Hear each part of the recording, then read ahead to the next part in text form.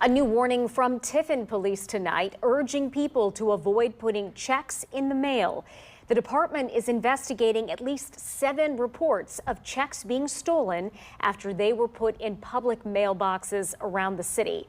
Each of those checks was written to pay a water bill, but they were reportedly altered to pay out much higher amounts, which the crooks collected. Police are encouraging residents to consider alternative payment methods as they try to identify the people responsible and determine exactly where the thefts originated. Now, if you must pay a check, if you must mail a check, investigators say it is best to drop it off inside an actual post office.